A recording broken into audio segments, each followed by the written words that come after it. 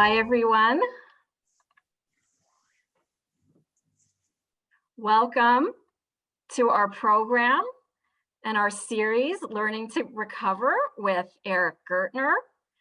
I'd just like to begin as the granddaughter of Holocaust survivors. I'd like to acknowledge that today is International Holocaust Remembrance Day. So it's very fitting that we mark that occasion with Eric's lecture today. I'd like to introduce Eric. He is a retired lawyer who was the director of research for McCarthy Tétrault for almost 30 years. He is the co-founder of the Law Supreme Court Law Review, the editor of a number of legal texts, and author of numerous legal articles. Eric has taught a course on law and the Holocaust and has lectured on a number of Holocaust-related topics, and we're glad. I want to also thank the Adult Education Committee for bringing Eric back with us for another wonderful series. Thank you, Gail, and welcome everybody.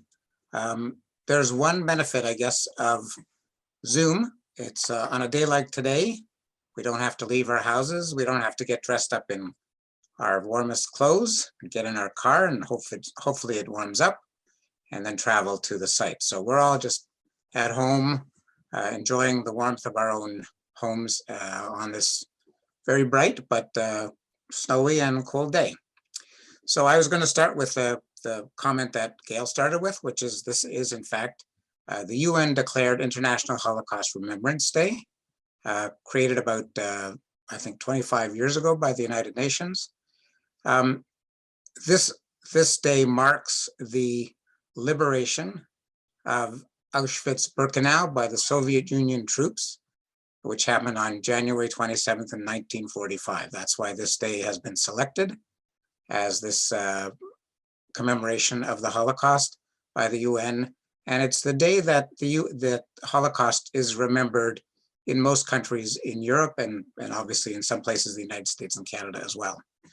The date has some personal significance for me because my mother spent about 13 months in Auschwitz-Birkenau. She was taken there with 5 siblings and her mother on August 3rd. They went on a transport from the town where they lived, which was Sosnowiec in southwestern Poland. Auschwitz was about 50 or 60 kilometers away, and the journey from their town to Auschwitz in the cattle cars took 3 days. In the beginning of August, which obviously you can imagine would have been quite hot. On arrival in Auschwitz, from that transport, 2,500 of the 3,000 people on the transport were immediately sent to the gas chambers and killed. The only members of my mother's family that survived were my mother and 1 brother. 4 other siblings and her mother were immediately, as I said, killed in the gas chambers on August 6th, the day they arrived in Auschwitz. So as I said, it has a particular meaning, specific and special meaning for me. My mother spent, as I said, about 14 months in Auschwitz. She was fortunate in one respect, although she had a number of different jobs as a slave laborer in Auschwitz. For the largest part of the time she was there, she worked in the part of the camp called Canada, with a K, which is the building or the buildings in which the inmates working there sorted the possessions that had been brought to the camp by those being brought to Auschwitz on the cattle cars to decide what should be kept, what could be saved, what could be sent back to the families in Germany for their benefit. So she was lucky that she got to work indoors for a large period of the time, and undoubtedly that helped save her life. She was then transported in November to a number of other camps and ultimately was liberated by the Soviet Union troops in a subcamp of the camp called Gross Rosen. And that was before the end of the end of the war on May 8th, but not much before then. And after that, she went to her hometown to see who was left of other relatives.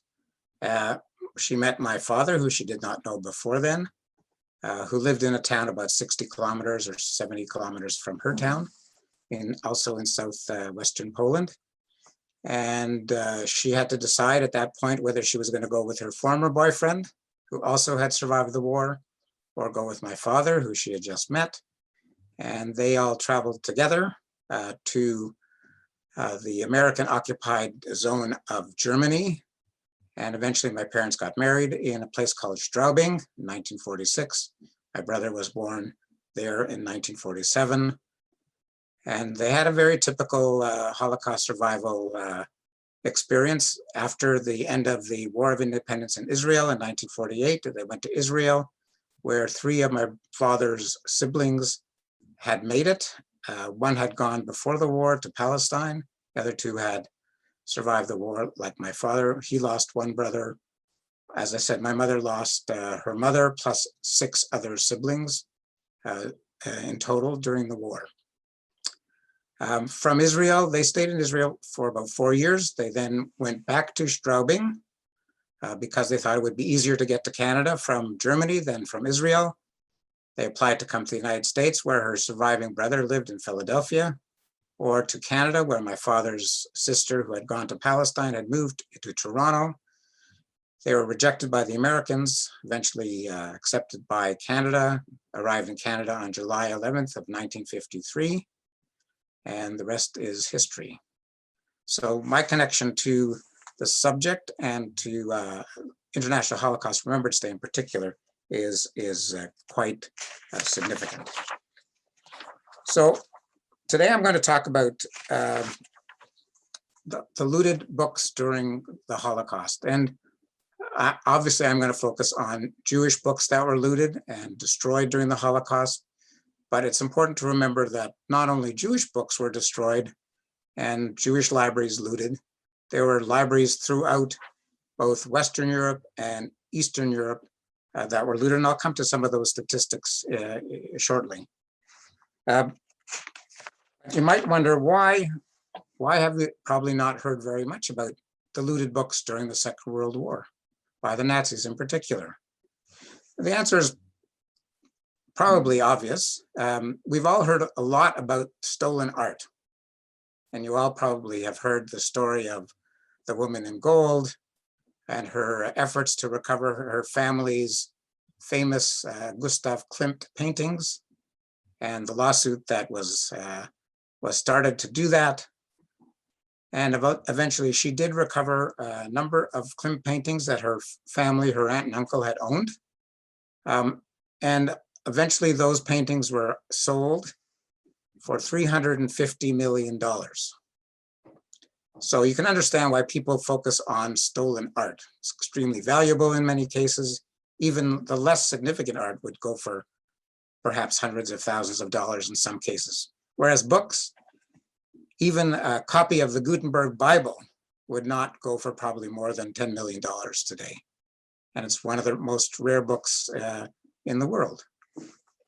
So the story of the looted books really took a long time to come to the fore, but it's come to the fore with a vengeance over the last decade or so.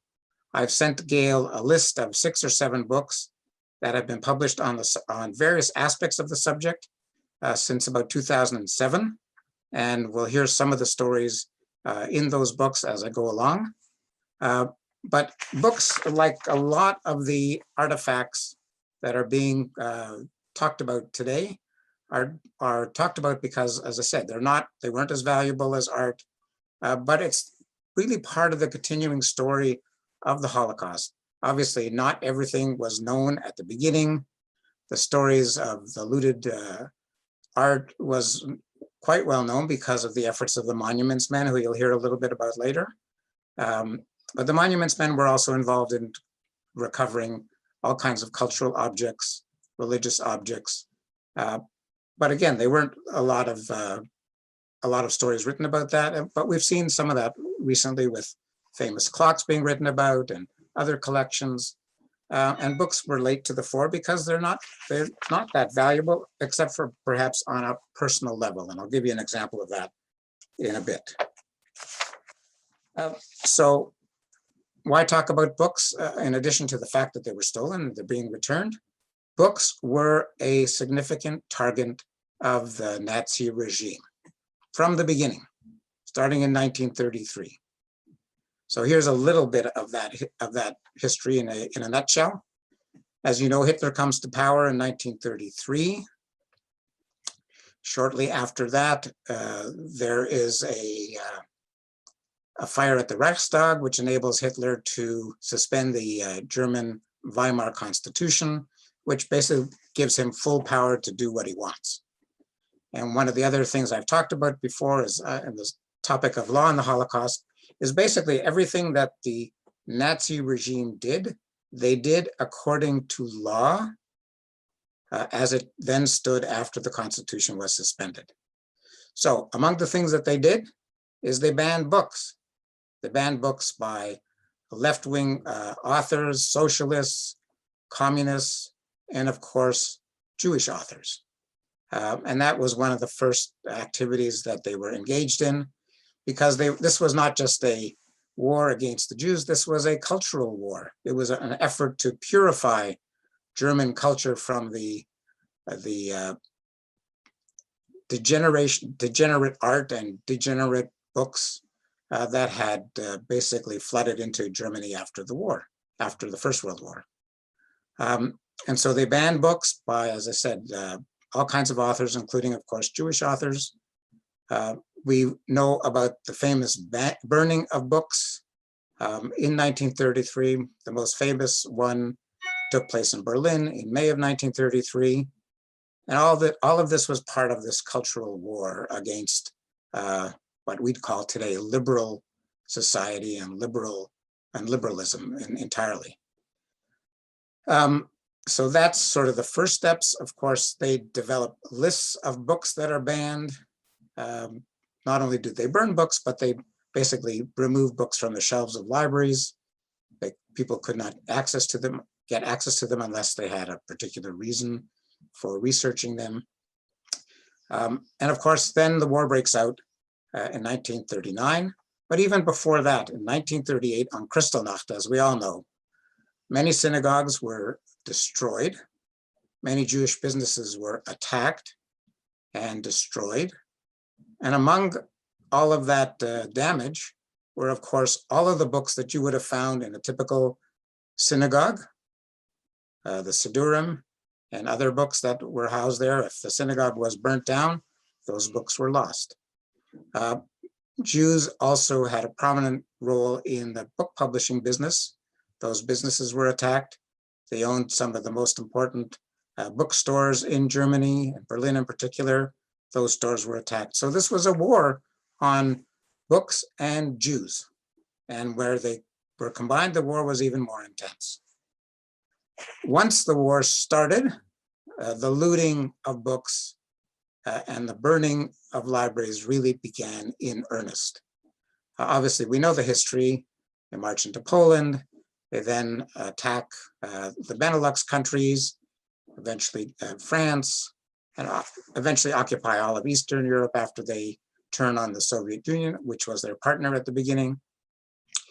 So it's important to understand that in all of those battles, the Germans were busy attacking libraries, looting libraries in all of these countries.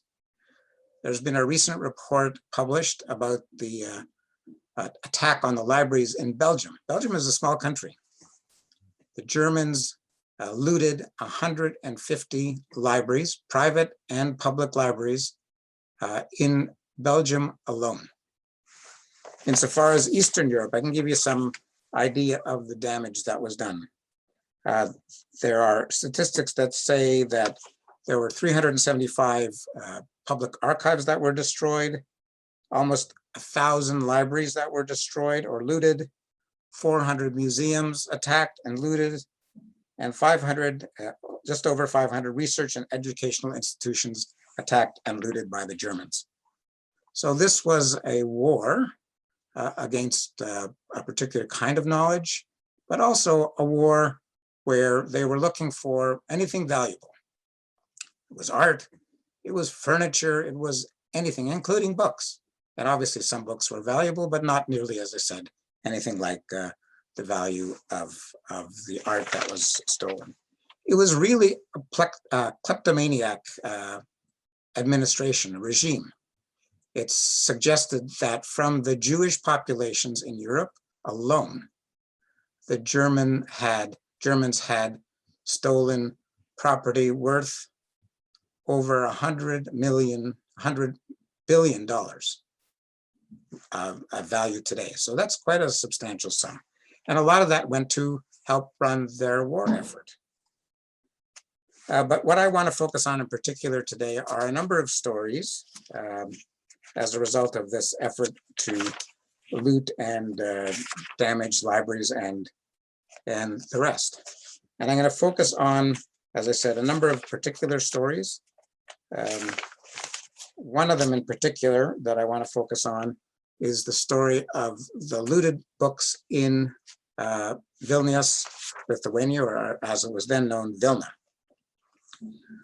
Vilna was an important target for the Germans in particular, and one German leader in particular, Alfred Rosenberg. Alfred Rosenberg was the ideologue of the Nazi regime.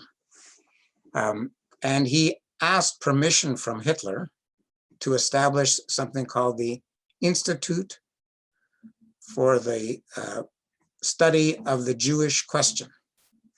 Now, what was that all about? What Rosenberg wanted to do is collect books and manuscripts and other material that would be housed in this institute, which would allow Germans to study the role that Jews played and their thinking to ensure that the Jews would never be able, and no other race or religion would be able to take over the pure Aryan race. And we have on the screen a picture of the efforts of Alfred Rosenberg's efforts to loot libraries and steal books. And as I said, we'll come back in particular to Vilna. He wasn't the only German German leader who was interested in this. Reinhard Heydrich, who was involved in the security forces, and as you might know, was assassinated eventually in Czechoslovakia. He also was after books for his own institution, which also was authorized by Hitler. So these two were, in a sense, competing with each other. But I want to focus particularly on the efforts of Alfred Rosenberg and his organization, the short form of which is ERR, Einsatzstab Reichsleiter Rosenberg, or the Rosenberg Task Force.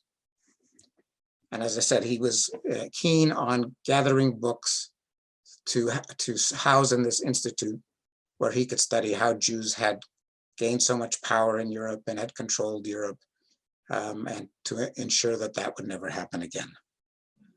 One of his key targets was, as I said, Vilna in Lithuania. It was the capital of Lithuania at the time. It had only become the capital of Lithuania in about 1938. It had been occupied by the Poles up until that time. There had been threatened wars between the Poles and the Lithuanians over Vilna in particular, but eventually they came to an arrangement and Vilna was given back to the Lithuanians and became the capital of the country. Why was Vilna so important? Vilna was important because it was a center of enlightenment in Lithuania and Eastern Europe. It was the base of the Vilna Gaon, a famous Jewish rabbi and thinker. It was also the home of WIVO, the Yiddish Scientific Institute, which was based in Vilna.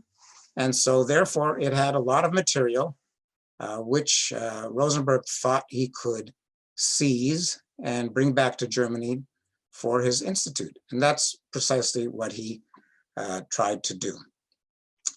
he put in charge a German officer who had a clear understanding and knowledge of Hebrew and Yiddish, and would be able to supervise the selection of the material from the libraries in Vilna and the WIVO Institute in Vilna to determine which book should go back to Germany for purposes of this institute that Rosenberg wanted to establish. So obviously, his officer who he chose could not make the selections himself. So basically what they decided to do is they would draft a number of local intellectuals in Vilna to assist them in choosing the books and the material and the documents most important for the institute that Rosenberg wanted to establish. And when these people were selected, he selected among the most important intellectuals of that time in Vilna. One of the most important was Abraham Sutzkever, who was a recognized Yiddishist, a poet. Another one was a fellow by the name of Shmerka Kurchagensky, who was a musician, a poet, a writer. He engaged the archivist in Vilna and other intellectuals. And in all told, there were about 40 individuals selected for this task. And their job was, as I said, to go through materials, especially the materials at WIVO, select the most important materials. They would then be brought into the hands of the Germans, which would then be shipped off to Germany for Rosenberg's Institute. This group of 40 people became known as the Paper Brigade, or in Yiddish, the Papier Brigada. And their job, as I said, was to go through all these materials and select the most important to be shipped back to Germany. They obviously had other ideas. Their idea was to obviously do what the Germans had asked them to do, but at the same time to try to save the most important documents and materials that they could as they were going through their task. They were fortunate in one respect. The WIVO Institute was outside the ghetto that had been established in Vilna. And therefore, every night after they had done their work at the WIVO Institute, they had to go back into the ghetto. And that allowed them to smuggle into the ghetto material that they thought was the most important material they could find in their searches, and hide it and hope that the war would end soon and the material could then be recovered. And they did this for approximately 1.5 to 2 years. Now, this was not a task without significant risk. Basically, they were told that if they tried to hide material of value, that they could be killed. But here was this army of 40 people who were prepared to risk their lives to save important Yiddish and Jewish material. So this piece of paper could have been an important declaration or document, and they were going to risk their lives to save this piece of paper and many other pieces of paper like it. How did they do it? Now, it's important to recognize that there were guards at the gates to the Vilna ghetto. They were guarding people leaving and people going in as well. The guards were either Jewish capos or German Nazi guards. And what these 40 individuals did is they basically hid material under their clothes, behind their back in their clothes, and walked into the ghetto with this material and then hid it in various places in the Vilna ghetto. And this, as I said, went on for a number of years. And they did amass, as you'll hear soon, quite a lot of material. Sutzkever and Shmerka Kurchagensky realized in 1943, as the Germans were about to liquidate the Vilna ghetto and other parts of Lithuania, that their time was short. They had to try to escape. Otherwise, they would end up, like the rest of the Jews, in mass graves outside of Vilna or outside of Kaunas, or in mass graves in other smaller towns and villages. Sutzkever was able to escape. He ultimately made his way to the Soviet Union and spent time in Moscow, and was received as a hero because he was a famous Yiddishist who obviously was welcomed by the Jews of Moscow. Kurczaganski, he escaped as well and joined the partisans in Lithuania to fight the Nazis. But of the 40 individuals in the paper brigade, only 4 survived the war, including Sutzkever and Kurczaganski. They realized that once the war ended, they would have to go back to Vilna and try to recover the material that they had hidden in various parts in the ghetto. And they were in fact able to do that. After some time, they did make it back to Vilna and were able to locate some of the material that they had hidden and had been hidden by other people in the paper brigade. Unfortunately, they could not find all of the material that they had hidden because, as you might imagine, Vilna was significantly damaged during the fights between the Nazis and the Soviet Union. And so they did discover a lot of the material, but they were unable to discover other major caches of material because they didn't know where the buildings were that they had been hidden in. Anyway, whatever documents and materials they could find, they put together a Jewish museum that they hope to operate in Vilna after the war, unfortunately under the Soviet Union. Initially, at least, the Soviet Union sort of turned a blind eye to what they were doing, but it certainly became clear to them soon that their efforts to establish a Jewish museum in Vilna would come to naught, because as we know, the Soviet Union was not very keen on any nationalist group, let alone the Jews.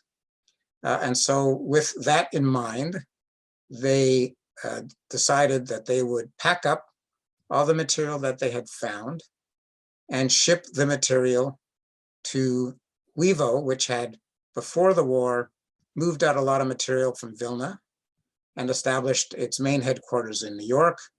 And there was a minor office also in Buenos Aires, but most of the material they had, and there were crates of materials that were shipped.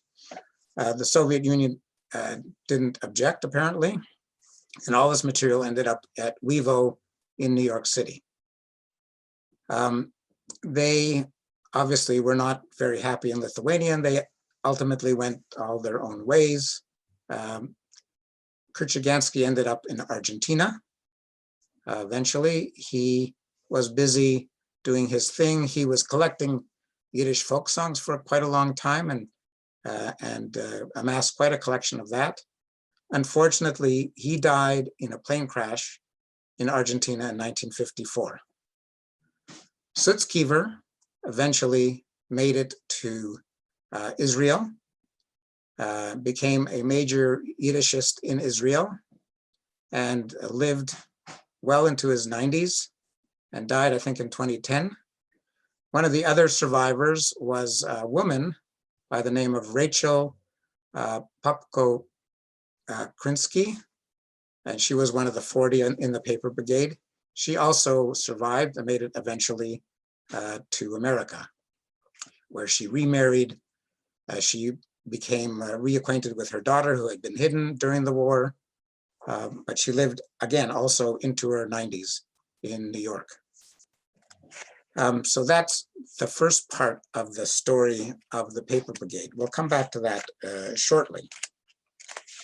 Now, what happened to the material that was sent back to Germany by the Rosenberg Task Force?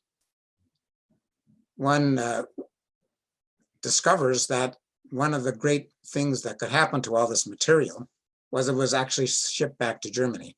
And as a result, it was saved from destruction that might have occurred if it had remained in Vilna. A lot of these materials were discovered eventually in various hiding places in Western Germany in particular.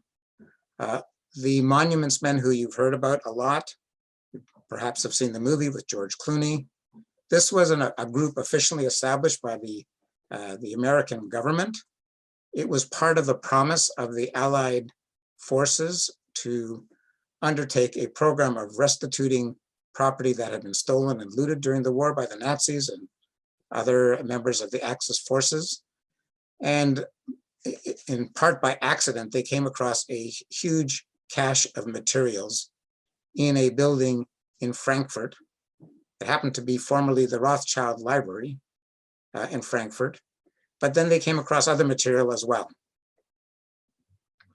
And here's some of the material that they discovered. And eventually all of the material that they discovered in various places in Western Germany was put together in a place called the Offenbach Archival Depot. And Offenbach is a town or a city across the river from Frankfurt. All of the material was collected there, housed in what had been a IG Farben warehouse. IG Farben was one of the companies engaged in the war crimes with the Nazis. And they had to decide what to do with this material. Eventually, they had gathered up 3 million books, including Torah scrolls and other sacred texts. But they had to decide what to do with it. Their goal, obviously, was to return the material to the rightful owners. That was the promise that the Allies had made to each other in 1943. How do you return books to the owners of those books? Well, you had to find out who the owners were. As you may know, if you don't put your name in your books and they get lost, they're never going to come back to you. But fortunately for a lot of these texts, there were in fact either names in the books of the previous owner, or there was a book stamp which showed the institution from which they had come, or an ex libris book plate.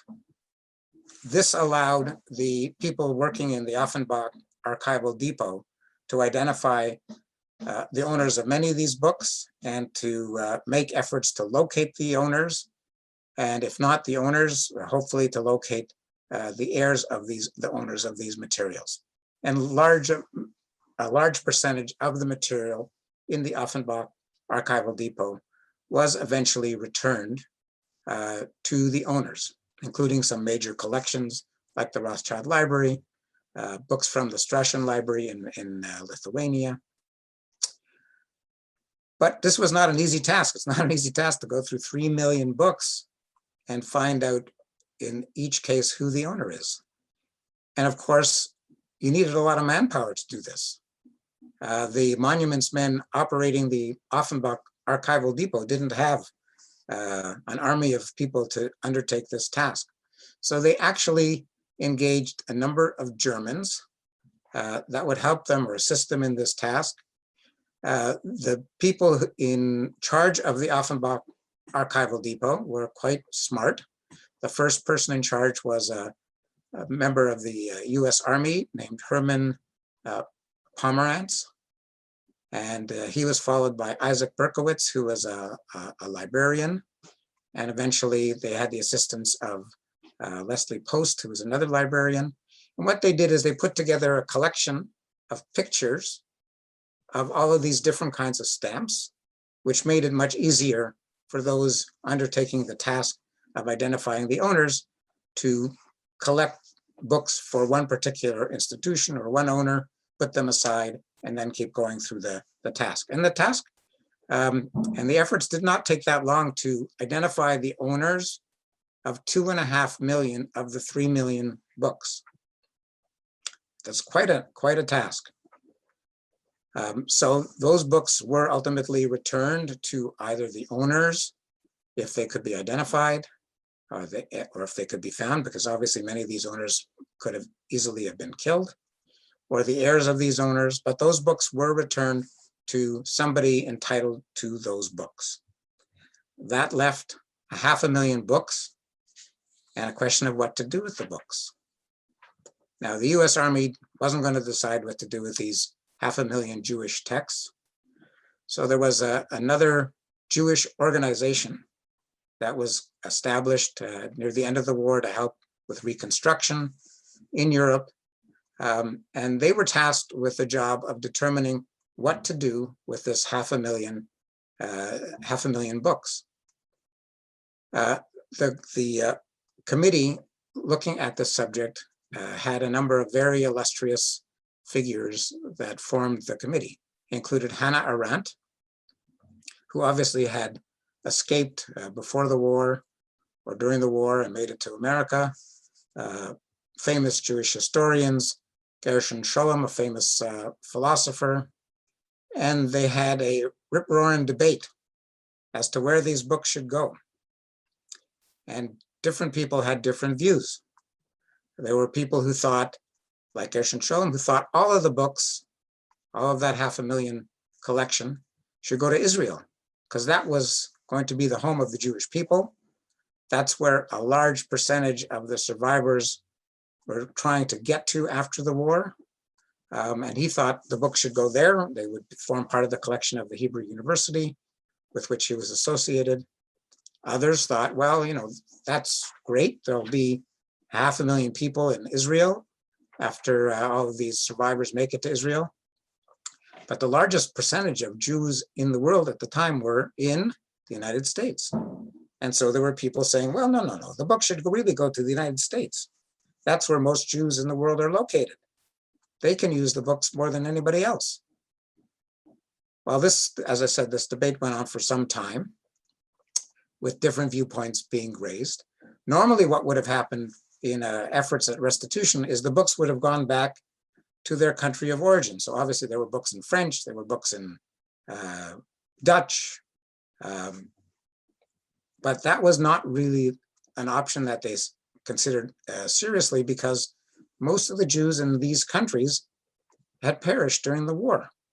And who would be there to use the books if they were returned to some of these countries? So ultimately what happens is they decide to make a compromise. And the compromise is something like this. They decide that they will send about 1/3 of the material to Israel. They will send about 1/3 of the material to the United States, and they will distribute the remaining 1/3 to Jewish communities, mostly in the diaspora, including Canada. And so a number of books were sent to Canada from this collection of 500,000 books. It was about 2,000 books that were sent to Canada.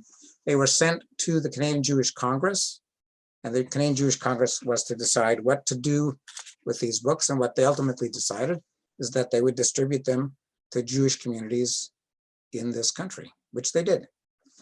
Now, the deal for all the countries that received these books was to undertake certain promises. And I'm just going to read what those promises and obligations were.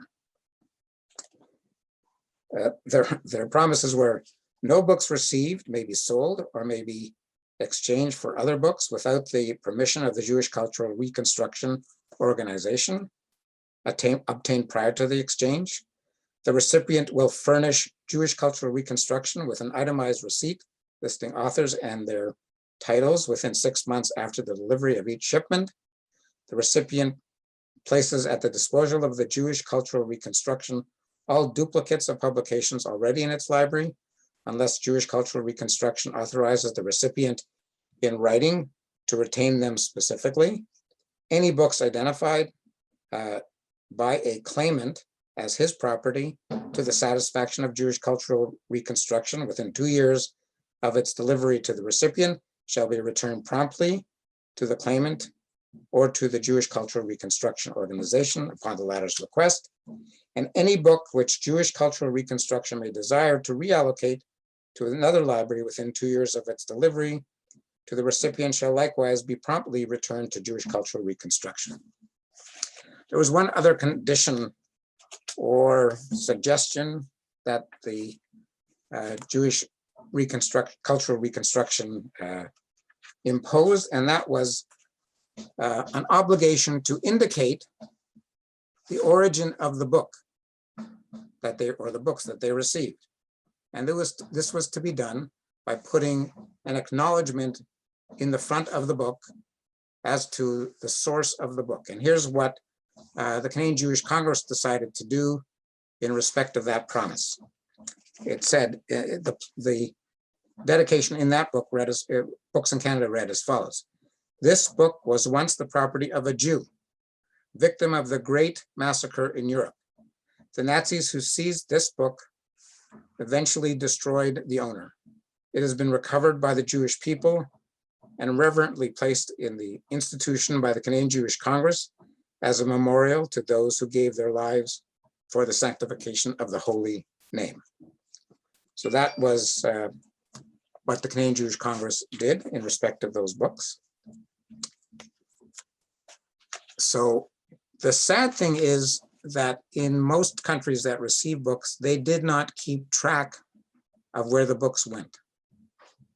So we know in Canada, some went to Montreal, some went to Toronto, some went to Vancouver, some might have gone to Ottawa, but we don't know exactly what happened to the books in those particular cities.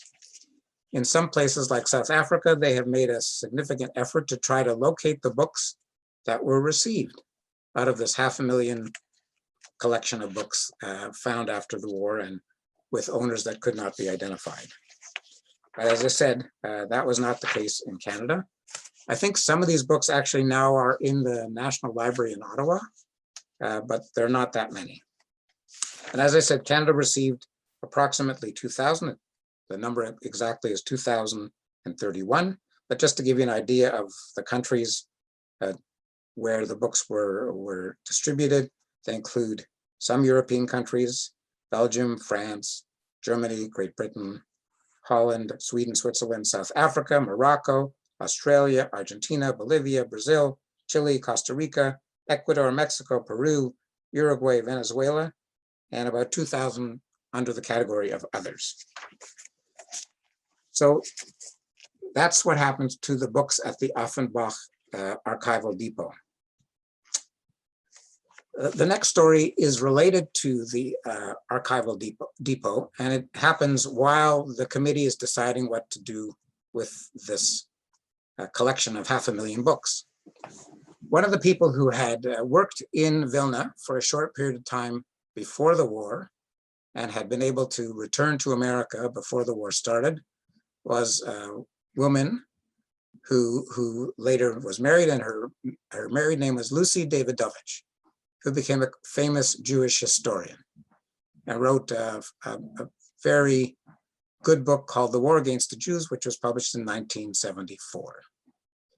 She returns to Europe after the war, assisting the American Jewish Joint Distribution Committee, otherwise known as the Joint, in helping people in the DP camps. And what she quickly realizes is that the people in the camps are starved for books. You know, for some of them, they haven't seen books in 5 or 6 years. And what she does is she goes to the people at the Jewish Cultural Reconstruction Organization and says, you know, there are all these people in these DP camps and they want reading material. They want to connect to their culture. So I would like you to lend 25,000 books that we can distribute to the people in the DP camps so that they can use them at least, instead of having them sit here in this warehouse. And the Jewish Cultural Reconstruction Organization agrees. 25,000 books are eventually shipped to the DP camps in the American sector, mostly in Europe. And unfortunately, none of those books ever came back. So there are people who are survivors who spend time in the DP camps who may have some of these books, but they obviously went to a good use. All of the books that we're talking about up to now are really, there are obviously some religious texts, but lots of secular texts, there are children's books, there are all kinds of books. The one thing that was really needed in some DP camps where there was a large Orthodox community was copies of the Talmud. many of which had been, maybe most of which, had been destroyed by the Nazis. I mean, how many copies of the Talmud would you need for the Institute for the Study of the Jewish Question, which Rosenberg wanted to establish? So what happened is a number of the rabbis in the American army would approach the American authorities, part of the Allied forces in Europe, saying, you know what, could you possibly devote some paper to the printing of copies of the Talmud for the Orthodox Jews that have survived the war and are in many cases in these DP camps? And this request was made a number of occasions. Initially, the American forces refused because paper, as you can imagine, was in short supply. It wasn't easy to find the printing presses to print the copies of the Talmud. Eventually, the American army agreed, and they decided that they would print up to about 500 copies of the Talmud, which I'm told normally takes up 16 volumes. In this case, the printing was going to be 19 volumes. And they did, in fact, print about 300 copies of the Talmud, which were distributed in these DP camps to Orthodox Jews in the camps. This Talmud became known as the Survivors' Talmud. And the dedication in the Talmud here is actually quite amazing. So each first volume contained a dedication, and each of the other 18 volumes in a set contained a slightly different dedication. So I'm just going to read you the two dedications.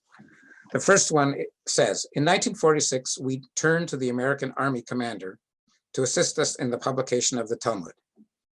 In all of the years of exile, it has often happened that various governments and forces have burned Jewish books. Never did any publish them for us. This is the first time in Jewish history that a government has helped in the publication of the Talmud, which is the source of our being and the strength of our days. The Army of the United States saved us from death, protects us in this land, and through their aid does the Talmud appear again in Germany. So that was in the first volume. In the subsequent volumes, you had this statement. This edition of the Talmud is dedicated to the United States Army. The Army played a major role in the rescue of the Jewish people from the total annihilation, and after the defeat of Hitler, bore the major burden of sustaining the DPs of the Jewish faith. This special edition of the Talmud, published in the very land where, but a short time ago, everything Jewish and of Jewish inspiration was anathema, will remain a symbol of the indestructibility of the Torah.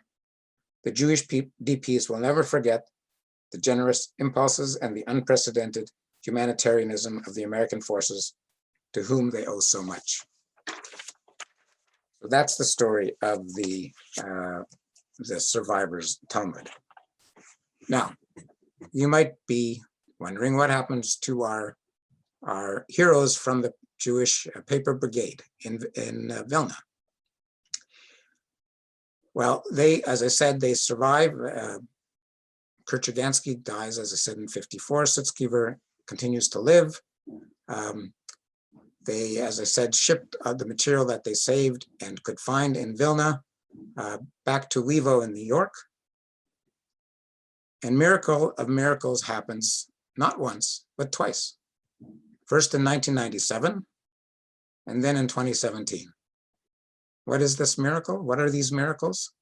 They discover in 1997 a huge cache of materials that the paper brigade had hidden in Vilna. Obviously, as Vilna was being reconstructed, various locations had to be dug up, and these caches appeared. In 1997, there were about 250,000 pages of material that were discovered in one location. And a lot of this material was sent back to, again, Wevo in New York for the use of the Wevo Institute. And shockingly, in 2017, another huge cache of documents is discovered, this time about 170,000 documents. But this time, Lithuania is not that eager to allow them to leave the country, because they claim this is part of Lithuanian heritage, not just Jewish heritage. And there is a dispute between Levo, the rightful owners of this material, and Lithuania, the country to which, in which the materials had been found and which they had existed for obviously many, many years. The dispute ultimately is resolved not so long ago, I think about 2010, where it's decided that together, Levo and the Lithuanian government would digitize this 170,000 documents. And here's just one example of the documents discovered. And then it would be available to people who are using the resources of Levo in New York. They would also be available to people who might come to Lithuania to locate these documents. So this was an amazing event. Where did the second cache of documents? They were found in a church. One of the people who had helped the paper brigade hide their materials in the ghetto. So there was obviously a church in the ghetto or nearby the ghetto. He had helped them hide these documents in the church, and they were discovered somewhere in the basement of the church in 2017, some 60 or almost 70 years after the end of the war. So now the story of the looted books doesn't even end there. That's pretty significant place where I could stop. But the effort to relocate or locate the owners of books continues. What we have to understand is that not only were books sent back for the Rosenberg Institute, there were books constantly being looted from libraries all over Europe, and they were being put in libraries in different places in Germany, or in Austria, or in other places, in France. So all of these countries have books that were looted by the Germans that obviously didn't belong to the Nazis or the German regime, and should be returned, or at least acknowledged that they're not really the property of the libraries in which they are now located. Now, how do you find these books? I mean, we're talking about libraries with, thousands, millions of books. Well, one of the things that can be done is the libraries can go through their accession records. Accession records are the records that the library makes as each book is received in a library. It says the date we received them, the title of the book, where it came from. And so a number of libraries, particularly in Germany, have undertaken this task, and they have located not millions of books, but certainly hundreds of books, and probably thousands of books in all of these efforts have been located. And in some cases, they have in fact been returned to the rightful owner or the heirs of the owner. I recently came across a story, and you might say, well, what's the big deal of returning a book? I came across this story of a man in California who was advised that they had come across a book which had his name in it. And the book was sent to him. And he was thrilled by receiving this book, not just because it belonged to him, but he had survived the war. He was the only member of his family who had survived the war. The only thing he had of his pre-war possessions was a piece of torn clothing and a photograph of his family. The book had special significance for him because the book included a dedication. Obviously, the book had been given to him by somebody. It had been given to him by a teacher and included a dedication to him in the book. So many, many, many years after the war, he receives this obviously prized possession. And these efforts, as I said, are continuing. They are in part the result of the efforts of the US government, starting with Bill Clinton, to restitute as much property that belonged to the Jews throughout Europe as possible. And obviously books are just one part. I mean, there are efforts to restitute land, other kinds of property, businesses that were taken over by the Germans in Nazi Germany. And these efforts resulted in two major international agreements. The first is called the Washington Principles, entered into in the late 1990s. And about a decade or so later, there's another declaration called the Terezin Declaration, where mainly the countries in Europe agree to undertake efforts to return looted art, looted books, other cultural objects to their rightful owners or their heirs. And these countries are all required to report either on an annual or semi-annual or a biannual basis of their efforts to continue these efforts to restitute the property. And that is an ongoing effort. And so you can find the reports of various countries fulfilling these obligations. The obligations aren't enforceable in law, but many of the European countries have made considerable efforts to do this, to live up to their obligations under these two international agreements. Now, you would have thought perhaps at the end of the Second World War and the destruction that was involved in the Second World War, we would see the end of this kind of looting and destruction of libraries. And sadly, that's not the case. Even in the last 20 or 30 years, we have seen major libraries destroyed, contrary to international conventions on the protection of cultural heritage. Perhaps the first one of significance was the Sarajevo National Library during the Bosnian Wars.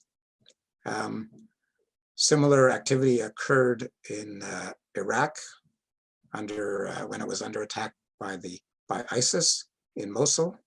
It happened in Afghanistan. And so we obviously haven't learned our lesson.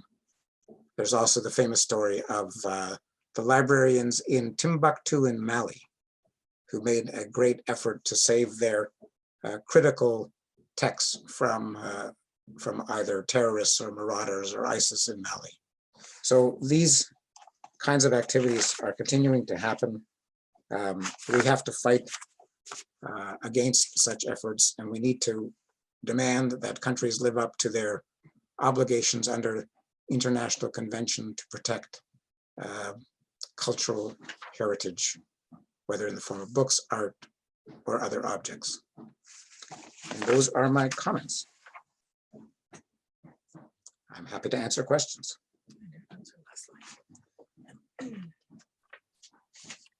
Thank you so much, Eric, for that fascinating session. I'm very impressed with all your research. And if anyone is interested in some of the sources that Eric has used, you can always contact me and I can send them to you. We do have a question, and Alex asks, how did you get started on this fascinating quest? How did you go from law and the Holocaust to the recovery of books? Okay, well, that's a very good question. If you had a clear view of the room that I'm in, you would see that I'm somewhat of a collector of books. As I was telling Gail before we started, I probably have 3,000 or 4,000 books in my library at home, both in my library, in my bedroom, my basement, everywhere. And it's a good question. How did I get onto this subject? But let me just back up a little. As I mentioned at the beginning, my family comes to Canada in 1953. The story my parents told us was basically they came to Canada with $50 in their pocket. They arrived by boat. We all arrived by boat, landed at docked in Quebec City, was put on a train by Hyas to come to Toronto, where my father's sister had lived already for about 3 or 4 years. Just as an aside, I will tell you a funny story. My parents are on the train and they're given lunch by Hyas. And the lunch are sandwiches made with white bread, something that they had never seen in Poland. And they said to each other, in Yiddish, of course, "Why are they feeding us cotton batten?" And anybody who has had a sandwich with white bread, you will understand that immediately. So we come to Canada. We are obviously not very well off. We are actually originally housed in highest rental property down on Beverly Street, a little north of the art gallery. And as you can imagine, as a child, there wasn't a lot of money for books in my house. If I wanted a book, I would go to the library. And in fact, before the library, the Toronto Public Library, moved to its present location on Yonge and just north of Bloor, it was housed at the corner of College in St. George. And that library has a children's room where on the weekends, one of the librarians would read stories to the kids. I was one of those kids. And obviously I developed a love of books. And because as a child, we didn't have any of our own books, I have gone overboard in creating my own little library. Now, how did I get to the subject of looted books? Well, as I told you originally, my parents were both survivors. I have a very keen interest in the Holocaust. And there are so many aspects of the Holocaust that it's obviously impossible to know everything. Obviously, we'd heard stories about art, and eventually I started seeing stories about books and the efforts that the Nazis had undertaken to loot libraries and to destroy books. And I started to do research. And fortunately for me, at just about the time I got interested, a number of these publications were coming out telling various stories about the German efforts to loot books and the efforts by others to try to save books during the war. There are still lots of books that are missing. One of the things that happened when the Soviets marched west is they decided that for the damage that the Germans had done to them, they were entitled to take what they called trophy. Trophy was basically plunder and looting. So they have in fact stolen probably millions of books, which are found in Russia, and which most people don't know even exist in Russia. Obviously the Russians do, but what they have, we really don't know. And at some point we might learn, but right now that is not looking very likely. So that's how I got interested in the subject. I have a quick question. A couple of weeks ago, we had the Montreal Jewish Public Library with us, and they were talking about their rare books collection. So we did actually see some of the Offenbach collection. Aha. Where in Toronto can we see it? You don't know. I don't know because, there used to be a Toronto Jewish Library, which doesn't exist as such. I understand there is a library at the Libert Green building. I have not been to that library ever. So I don't know what they have. I don't think Canadian Jewish Congress has a record of the books that they shipped out to the various places in Canada. So unfortunately, if we come across these books, it'll be mostly by accident. As I said, I think there are some in the National Library in Ottawa, and they have records, which I think you can go in and see online. Can you just give us a preview of what we're gonna be learning next week? Yeah, okay, so the preview is I'm gonna start with a little story. So as I said, one of the individuals involved in the paper brigade was this woman, Rachel Pupka-Krinsky. She was married, her husband died during the Holocaust.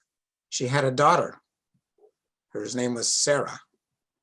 And Sarah was a hidden child. Her mother gave her to a friend to hide or a neighbor to hide.